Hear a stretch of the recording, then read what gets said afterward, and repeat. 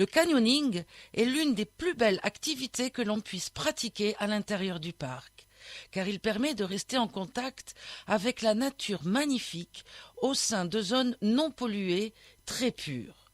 Et évidemment, il permet également de s'amuser beaucoup.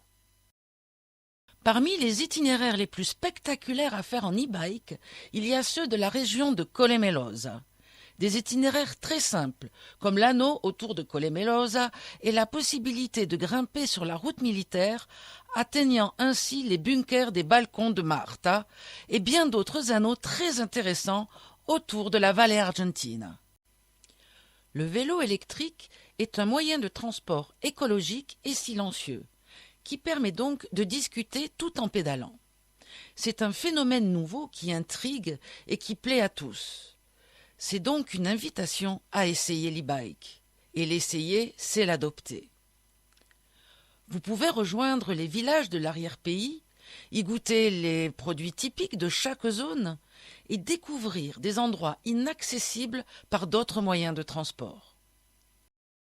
Ici, à Triora, chaque dimanche matin, j'attends les touristes.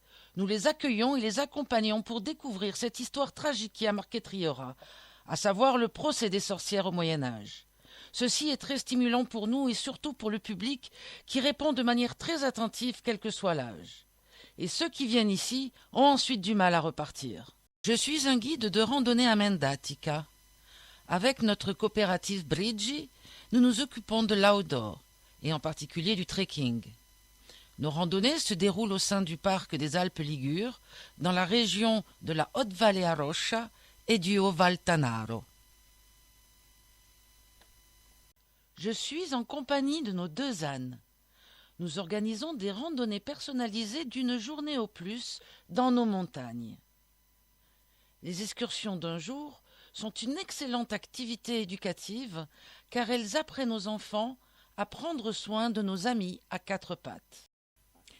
Nous sommes devant le musée de la Châtaigne et je vais essayer de vous expliquer pourquoi nous avons eu cette idée de musée. Jusqu'à l'après-Première Guerre mondiale, la châtaigne était l'un des produits les plus importants pour notre population ainsi que pour tous les montagnards. À Montegrosso et Pianlate, près de 1500 quintaux de châtaignes étaient récoltés par an et amenés dans une quarantaine de séchoirs. Bienvenue au musée Inerbis Salus de Cosio da Rocha. Une partie des plantes trouvées dans notre région sont exposées dans ces vitrines. La particularité est que dans cette exposition, il y a à la fois le nom scientifique et le nom dialectal, en plus de l'italien évidemment. Ce petit musée n'est pas le seul. Nous avons le musée des fleurs comestibles, le musée du situationnisme et le musée généralisé de la culture paysanne.